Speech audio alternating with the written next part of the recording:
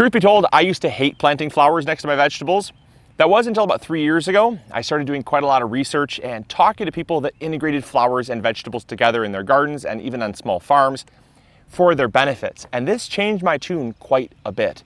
And now I'm finding myself planting more and more flowers in my vegetable garden for reasons that we will explain.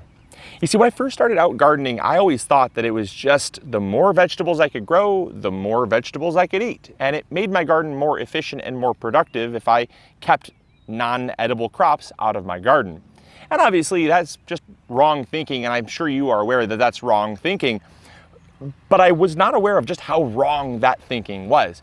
And so in today's episode, we're going to talk all about the benefits that different flowers can actually provide your vegetable garden, different species you can plant, and what they will do. We're going to be breaking them down into two different types of flowers, attractants and repellents, which are things you're going to get with flowers. You might even get a combination of both, attractants and repellents from flowers, and they're going to take your gardening game to the next level. Let's go. The first plant we're going to plant in the garden is an attractant. Now you're going to hear attractant and repellent throughout this episode, and that's because there are two main types of flowers you're going to be planting in your garden. You're going to be either planting an attractant or a repellent.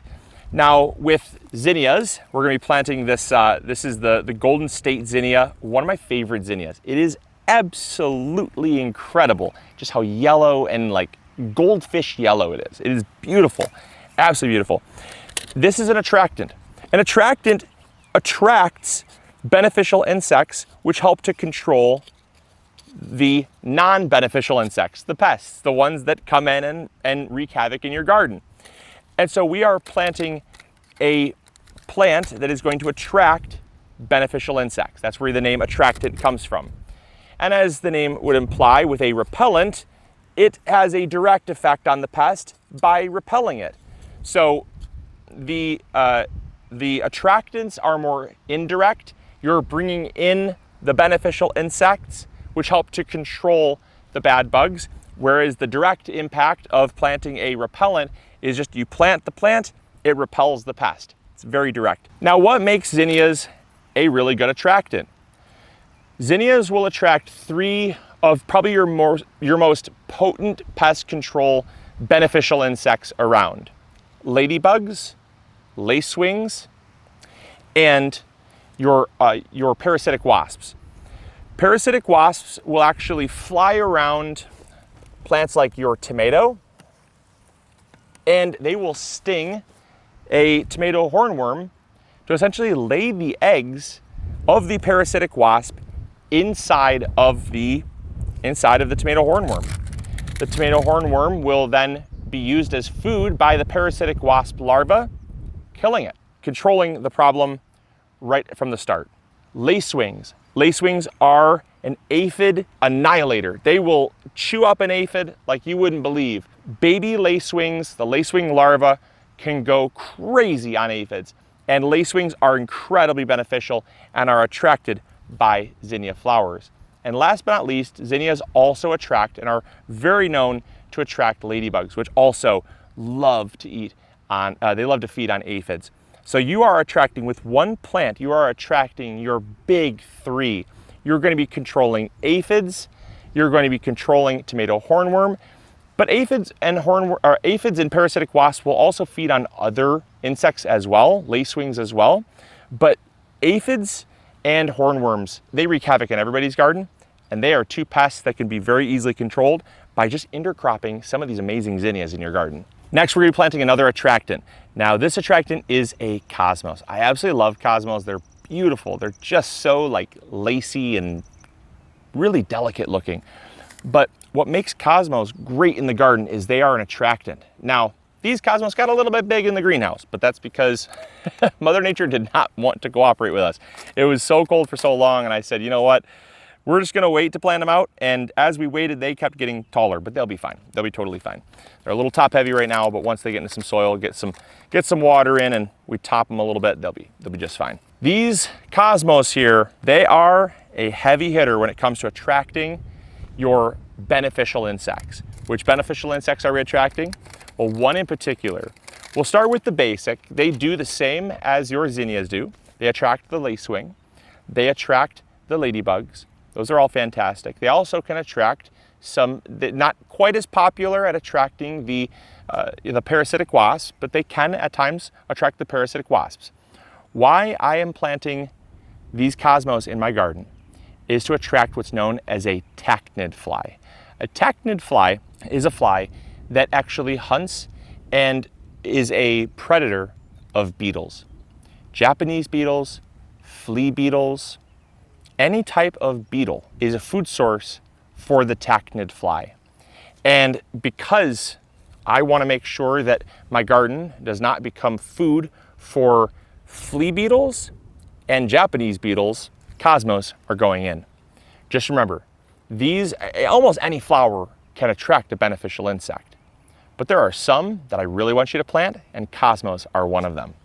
They don't take too long to sprout from seed. They grow really fast, and you can even go pick up your seeds over at MIgardener.com, have them in the ground, having the benefits by even the end of summer. Tachnid flies are so incredibly beneficial in the garden. You cannot underestimate the power of a tachnid fly. Next, we're gonna plant an actual deterrent. Now this is larkspur. Not only does it have a just beautiful set of flowers, I mean, talk about a cut flower that anyone's gonna wanna love to take into their kitchen or into their, put on their dining room table. Larkspur is just up there, but top 5. It's just beautiful. But this is a deterrent because it actually contains high level of deterpenoid alkaloids. Very scientific name, but how we remember it is we are trying to deter pests, and this contains deterpenoids, and it's basically an alkaloid that is highly toxic to mammals. So obviously you don't go and eat this, but what it does is it acts as a deterrent, because when a pest like a rabbit or a deer come around a plant that is high in deterpenoids, it will leave them alone. And so by planting them in close proximity to other plants, we're gonna be planting lettuce here.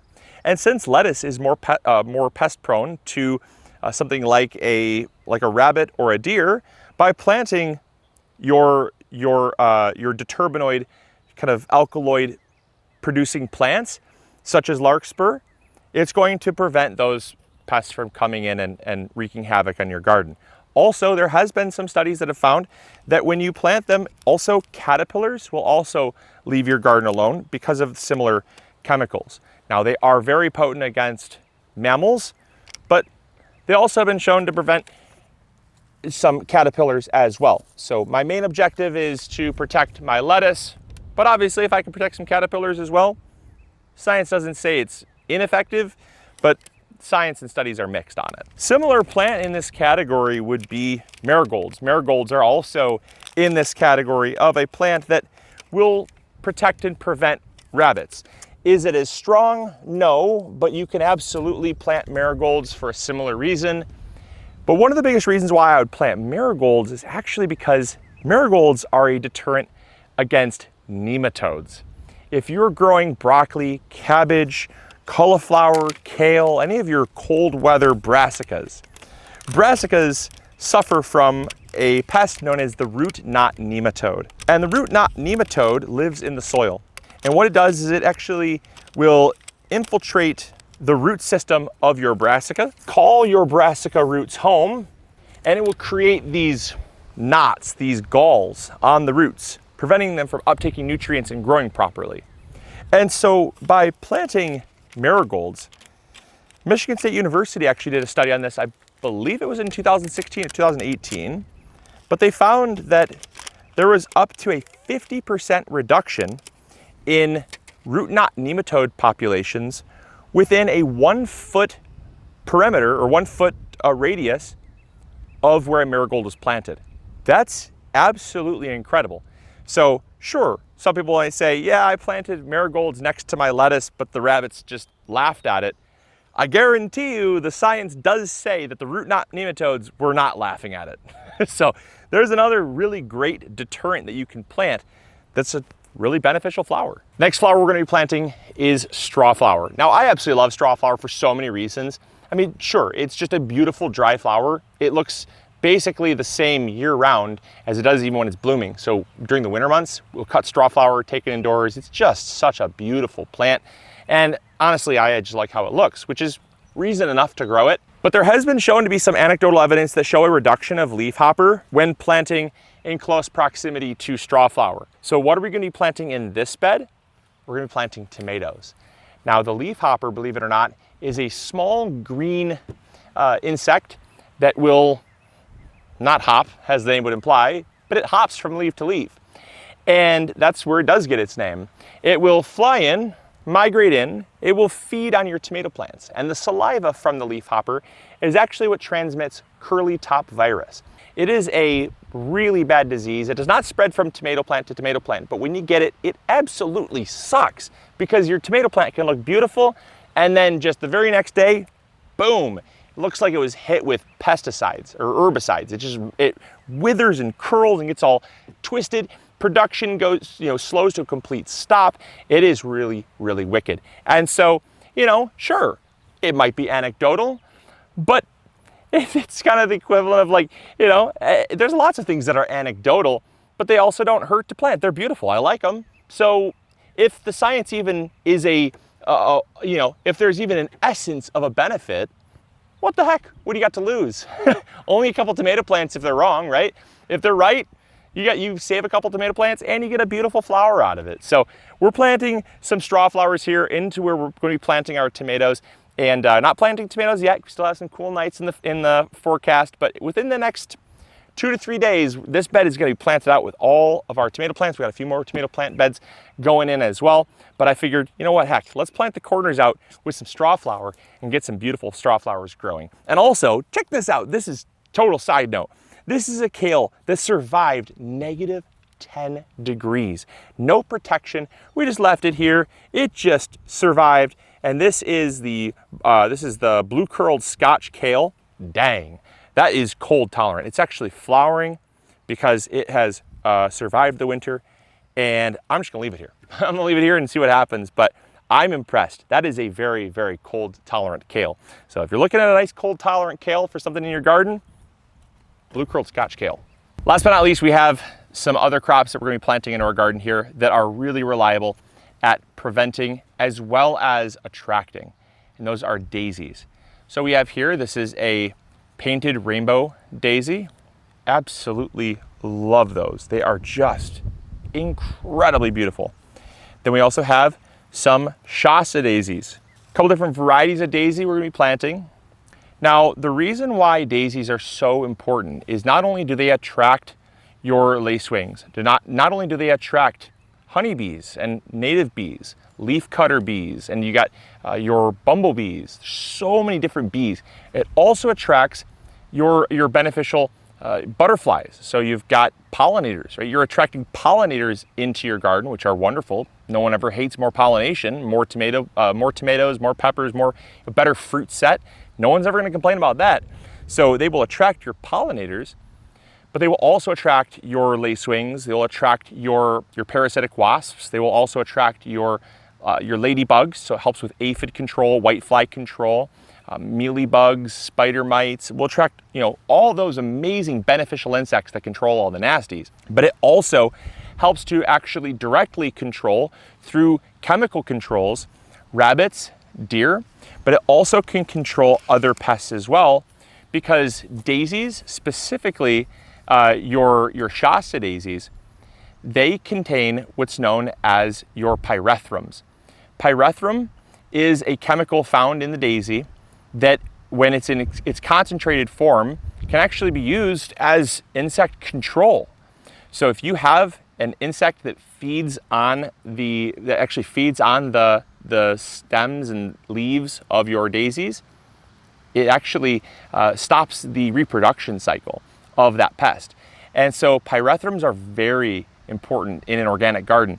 And that's why if you have whitefly, if you have cabbage moths, if you have spider mites, things like that, you can spray your crops down with pyrethrum. And what it will do is when it gets consumed, it actually slows down, and in some cases will actually stop the reproduction cycle of those pests. So it won't stop the feeding entirely, but what it'll do is essentially stops the reproduction, so it stops the life cycle from happening, and it can help kind of control the population. And so by planting daisies in the garden, not only helps to attract, but also helps to repel. The last one that I was going to talk about, and this is one that comes up all the time, and that's the addition of sunflowers in the garden. Now, sunflowers can be very beautiful. Don't get me wrong, they can be beautiful. And there are hundreds, if not thousands, of other flowers you can plant. But the reason why sunflowers are something that I would try to kind of be careful of is because sunflowers are actually, they're kind of territorial.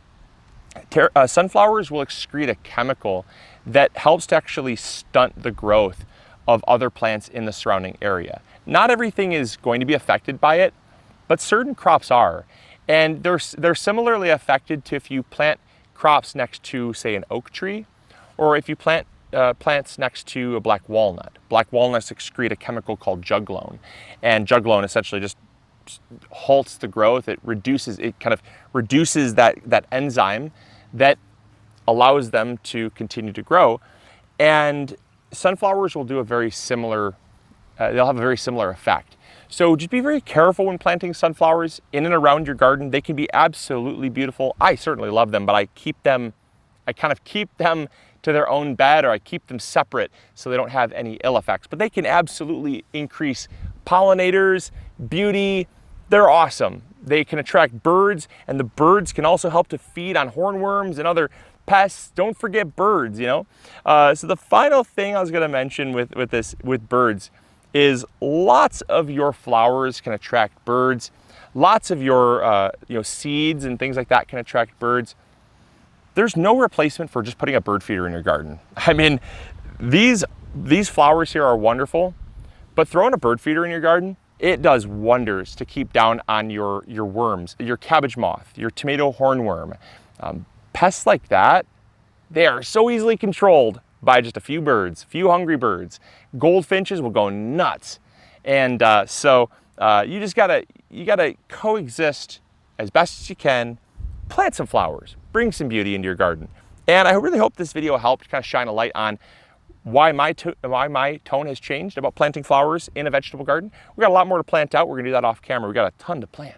But the season's just getting started.